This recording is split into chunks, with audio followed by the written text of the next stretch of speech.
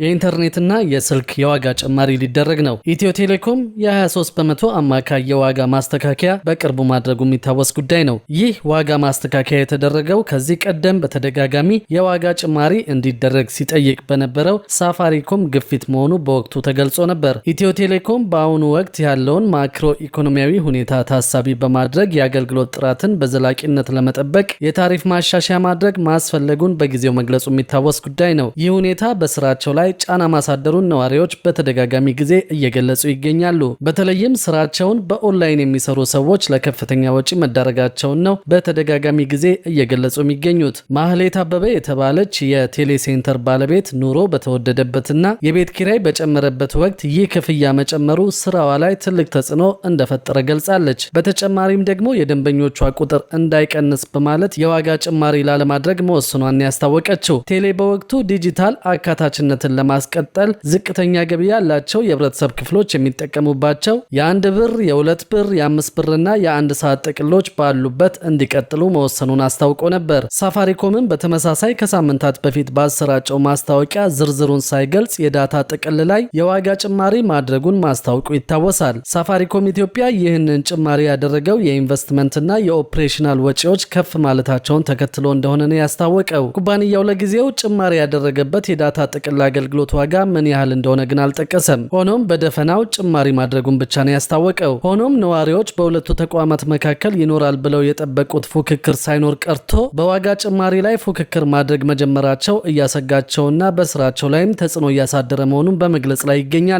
ይህ የዋጋ ጭማሪ እንዲኖር ሲጠይቅ የነበረው ሳፋሪኮም መሆኑ በይፋ ታውቋል። ኢትዮ ቴሌኮም ጉልህ የገበያ ድርሻ እያለው አገልግሎቱን በርካሽ ዋጋ ማቅረቡ ለሳፋሪኮም ውድድሩን አስቸጋሪ ስላደረገበት መንግስታዊ ኩባንያ ዋጋ እንዲጨምር መገደድ አለበት የሚል ትልቅ ቅሬታ እያቀረቡብን ነው ሲል ኢትዮ ቴሌኮም ከዚህ በፊት መግለጹ የሚታወስ ነው። ሳፋሪኮም እንግዲህ ዋጋውን እንዴት እንቀንሳለን ከማለት ይልቅ ኢትዮ ቴሌኮም ለገበያ እያቀረበበት ያለው ዋጋ ርካሽ በመሆኑ ለፉክክር ስለማይመቸኝ ኢትዮ ቴሌኮም ዋጋውን መጨመር አለበት በሚል ወደ መንግስት ተቋማት ሄዶ ክስ ማቅረቡን የታወቀው። በኋላ ላይም በሁለቱ ተቋማት መካከል የነበረው የዋጋ ጉዳይ የኮሚኒኬሽን ባለስልጣን በሰጠው ውሳኔ መሰረት ምላሽ ማግኘቱ ታውቋል። ሆኖም ግን በኢትዮጵያ ውስጥ የቴሌኮም አገልግሎት እየሰጡ ባሉት ሁለቱ ተቋማት መካከል አዲስ ውዝግብ መፈጠሩም ታውቋል። ለዚህ ውዝግብ መንስኤ የሆነው ደግሞ ሳፋሪኮም የጀመረው አዲስ አገልግሎቱ ነው። ሳፋሪኮም በሰጠው መግለጫ በስሩ የሚንቀሳቀሰውና የገንዘብ ማስተላለፊያ የሆነው ኤምፔሳ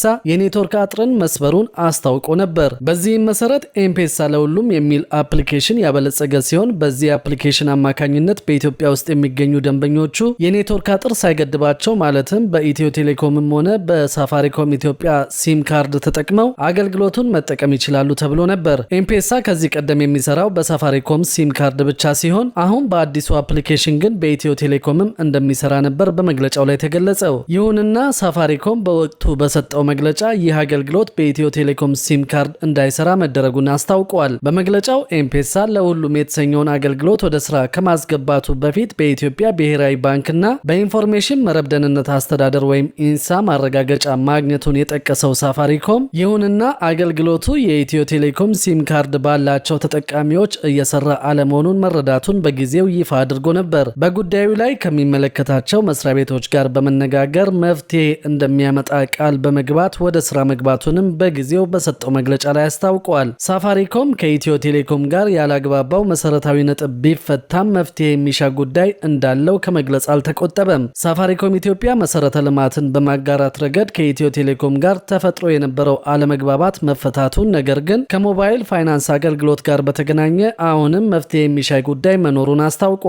ኩባንያው መጋቢት ላይ የተጠናቀቀውን የ2026 በጀት ዓመት አፈጻጸምን አስመልክቶ ጋዜጣዊ መግለጫ ሰጥቷል። ኩባንያው በበጀት ዓመቱ ያከናወናቸውን ስራዎች፣ ያጋጠሙትን ተግዳሮቶች፣ የቴሌኮም ዘርፉን በሚመለከት ማብራሪያ የሰጡት የሳፋሪኮም ኢትዮጵያ ዋና ስራ አስፈጻሚ ዊም ቫን ሄልፑት ከዚህ ቀደም የኢትዮጵያ የቴሌኮም ዘርፍ ለሁሉም ኦፕሬተሮች እኩል የመጫወቻ ሜዳ እንዲፈጥር ሲጠይቃቸው የነበሩ ጉዳዮች መፍትሄ እያገኙ መሆናቸውን ተናግረዋል። የቴሌኮም ዘርፍ ከፍተኛ ቁጥጥር የሚደረግበት መሆኑንና ሁለት ተቆጣጣሪ አካላት መኖራቸውን፣ የመጀመሪያው የቴሌኮም ዘርፉን የሚቆጣጠረው የኢትዮጵያ ኮሚኒኬሽን ባለስልጣን መሆኑንና ኤምፔሳን የሚቆጣጠረው ደግሞ የኢትዮጵያ ብሔራዊ ባንክ እንደሆነ በመግለጽ በኤምፔሳ በኩል አሁንም መፍትሄ የሚፈልጉ ጉዳዮች መኖራቸውን አስረድተዋል። ባለፉት ጥቂት ወራት ከተደረጉ ለውጦች መካከል የመሰረተ ልማት መጋራትን በሚመለከት የኮሚኒኬሽን ባለስልጣን የዋጋ ተመን መመሪያ ማውጣቱን፣ ይህም ማለት ከዚህ በኋላ የዋጋ ተመን ቁጥጥር እንደሚደረግበት ያግዛል ብለዋል። በባለስልጣኑ የተላለፈው ሌላ ውሳኔ ማንኛውም የቴሌኮም ኦፕሬተር አገልግሎቶቹን ከዋጋ በታች መሸጥን የከለከለበት መሆኑንና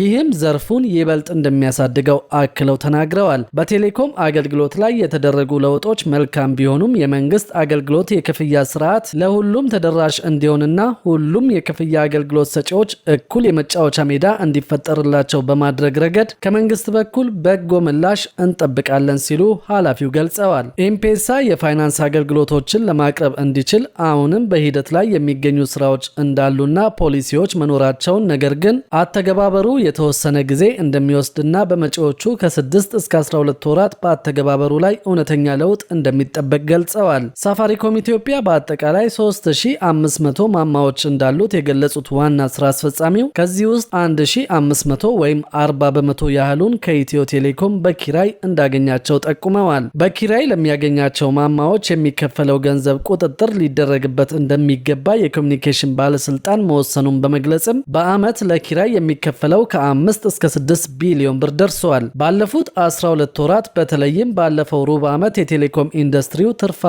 መሆን እንዲችል የዋጋ ጭማሪ መደረጉን አስታውሰው ይህም ዘርፉን ጤናማ እንዳደረገው ተናግረዋል። ይህ ማለት እንግዲህ ከሳምንታት በፊት በተደረገው የዋጋ ጭማሪ ምክንያት ዘርፉ ጤናማ እንደሆነ ነው የገለጹት። የኮሚኒኬሽን ባለስልጣን በሀገሪቱ የሚገኝ የቴሌኮም ኦፕሬተር ማንኛውንም ምርት ወይም አገልግሎት ከዋጋ በታች እንዲሸጥ እንደማይፈቅድ በመመሪያው ላይ ባሳወቀው መሰረት በሚቀጥሉት ከ12 እስከ 18 ወራት ጊዜ ውስጥ ከመመሪያው ጋር የሚጣጣም የዋጋ ጭማሪ እንደሚኖር ተናግረዋል።